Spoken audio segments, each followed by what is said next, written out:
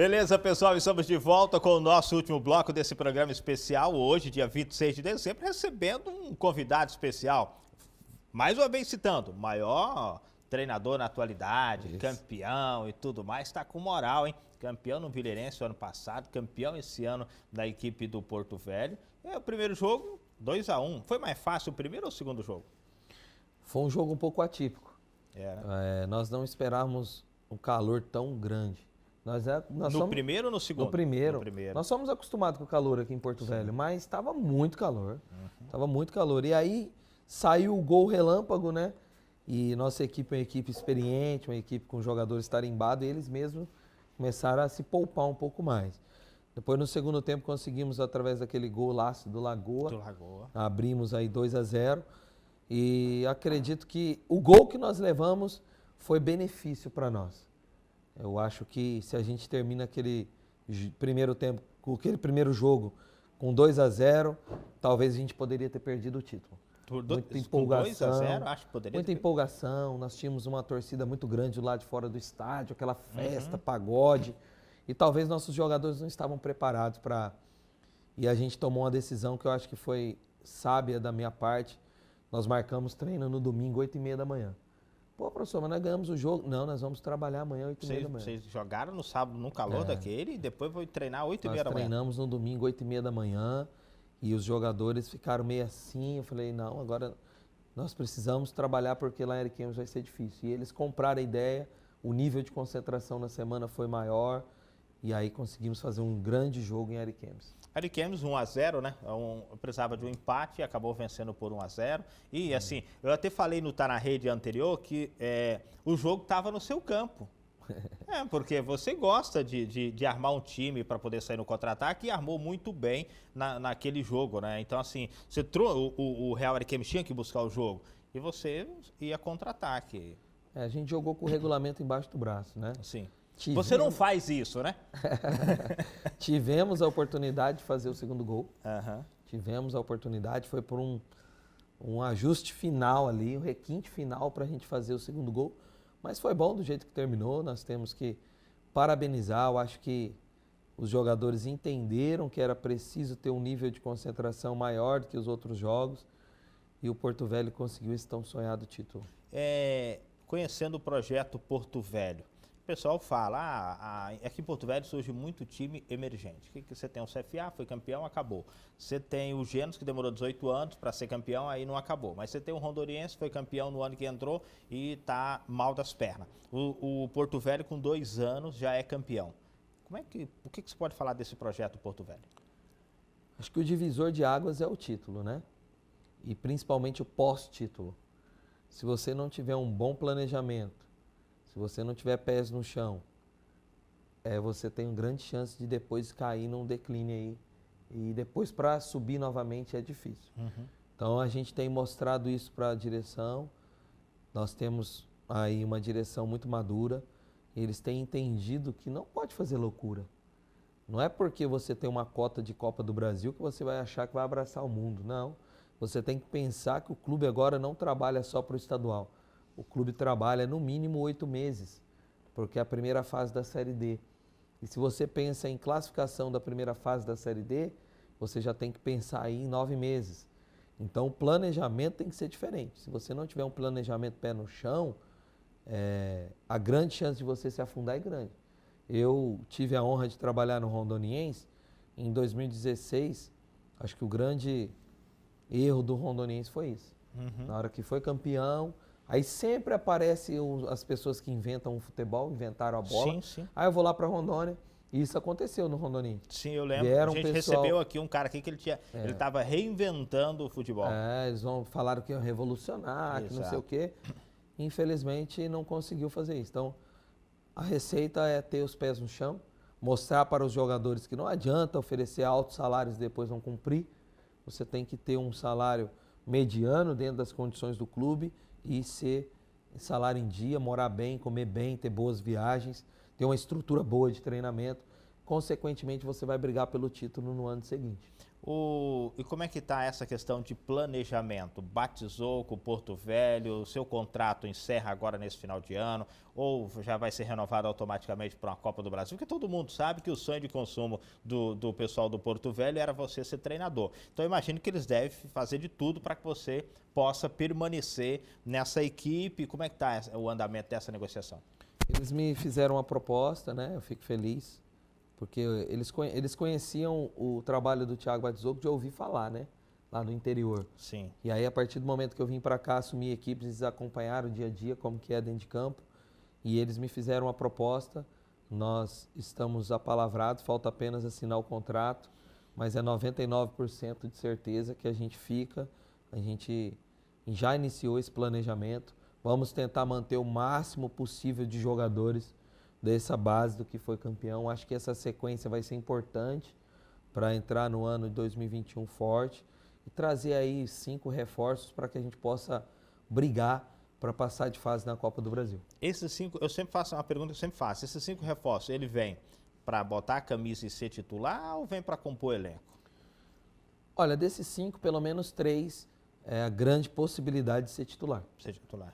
A gente tem que trabalhar com competitividade. É porque, assim, às vezes os caras falam, não, eu vou trazer lá 5 jogadores, mas não, é para poder, eu vejo assim, se você vai trazer 5 jogadores para uma equipe, você não tem que trazer 5 jogadores para disputar a vaga. Você tem que trazer, não quer dizer que ele vai ser titular, mas ele tem que vir para ser com titular. Essa responsabilidade. Se ele não né? resolve, que manda e traga alguém que venha para ser titular. Eu acho que precisa Essa é a disso. ideia, essa é a ideia. Você está correto, ele tem que já vir com essa responsabilidade de chegar e resolver o problema. Senão não precisa. Né? Se você Aumentar o nível. Se você traz reforço, é para aumentar o nível. Exatamente. Então ele tem que vir com essa responsabilidade. Claro que não vem também com cadeira cativa, vai ter que trabalhar e a competitividade vai fazer. Vou te dar um exemplo. Nós fizemos 5 jogos no Porto Velho, o Dadai foi titular em 4. Mas só que a gente viu que o Índio estava no momento melhor. E no grande jogo da final? O Índio jogou na grande final. Então é competitividade e eu acredito que o Índio foi o grande diferencial de mudar a característica do nosso time jogar. É, isso a gente acompanhou no jogo, né? Tanto que o contra-ataque Era através dele. Partiu dele, né? Foi fundamental para essa vitória o contra-ataque através do Índio. Ô professor, aí a gente começa esse planejamento, mas o senhor tem uma outra dificuldade aqui em Porto Velho, que é estádio também, né? Que você já tem que começar a trabalhar. Os jogos vai ser mandado aqui, vai ser mandado... É um outro adversário que você não tem no interior e aqui você já vai ter. Nós temos um ponto de interrogação. Primeiro, os portões vão ser fechados para público por causa da pandemia? Provavelmente que sim. Se for fechado, nós já estamos mais tranquilos, porque o estádio já pode receber jogos de portão fechado. Se for aberto para a torcida, aí nós vamos precisar muito do apoio do nosso secretário de esporte, né, do governo, do prefeitura. Eu acho que a política pode olhar um pouquinho diferente para o futebol profissional, porque o futebol profissional proporciona sonho. Aquele garoto novinho que está lá na casa, vendo o jogador, ele está sonhando em estar ali. Então, se a gente tiver um time mais em ascensão, um campeonato com mais qualificado, esses garotos vão estar sonhando. Então, eu acho que a direção vai ter que trabalhar muito forte fora de campo para nos deixar aptos a jogar no estádio e, se Deus quiser, com a torcida. Fato interessante, eu vi nessa semana, que até então eu não me recordo de ter visto no Genos e nem com o Rondoniense. O vice-prefeito eleito, o Maurício, foi acompanhar o jogo e o prefeito eleito, Hildon Chaves, inclusive até postou nas redes sociais dele, parabenizando a equipe do Porto Velho pela conquista. Eu já acho que é um fato interessante. De repente a gente pode ter um olhar diferenciado aí para o nosso esporte profissional aqui na capital. Né? A gente espera que isso e possa abrir portas para a equipe do Porto Velho. Uma pergunta rapidinho aqui para a gente, já estamos caminhando para a parte final do campeonato. Do campeonato já encerrou, né?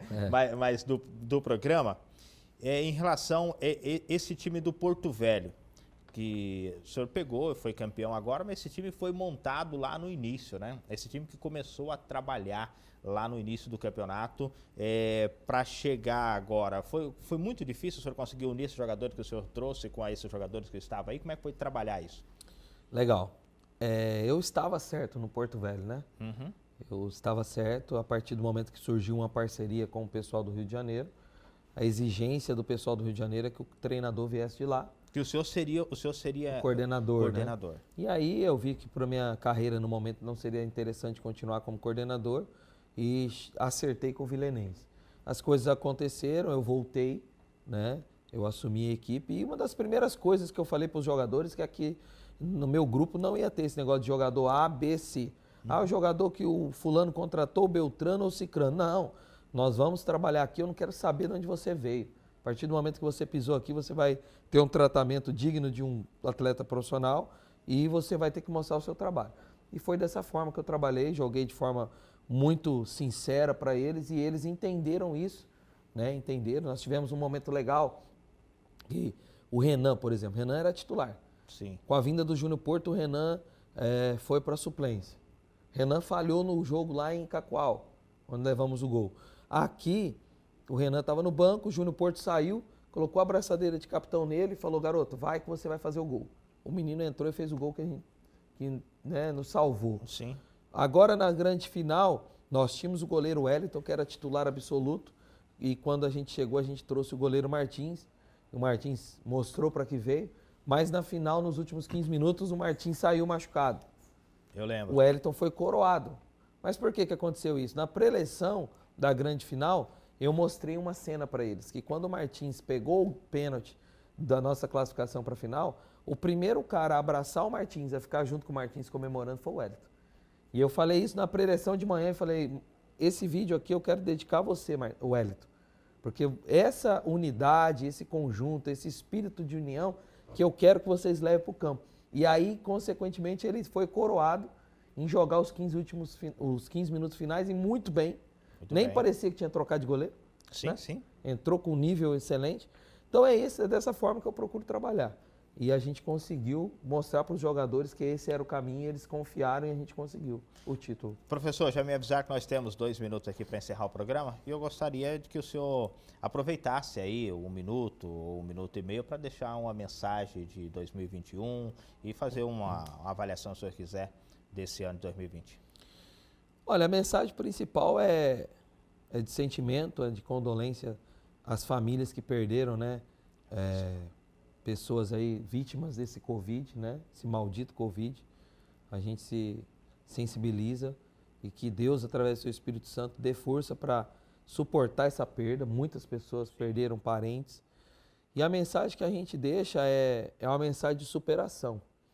Por que é uma mensagem de superação, Batizoco? 2017, 2018, eu perdi 2 títulos, né? E as pessoas falavam muito assim, o Batizoco está indo para a final de 2019, vai ser trivice. Jair Pisserre. O Batizoco vai ser trivice e a gente conseguiu o título. E eu sempre ficava, se eu fui 2 vezes vice, 2017, 2018, eu tenho condição de ser bicampeão em 2020. Eu trabalhei muito para isso. Então, a mensagem que eu deixo é essa, de superação. No momento que a gente perde, a gente tem que ter fé em Deus, começar a se dedicar mais a Deus, começar a buscar mais a Deus.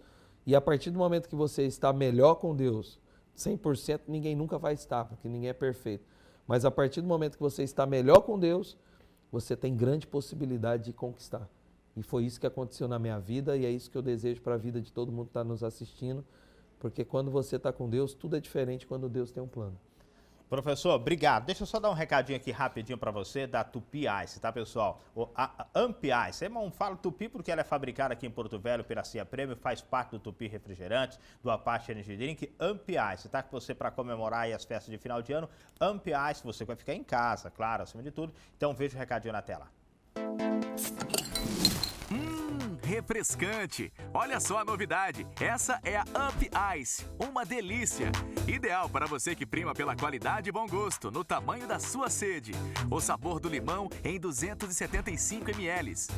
Para você curtir com os amigos na social, em casa ou na balada. É para todos os momentos.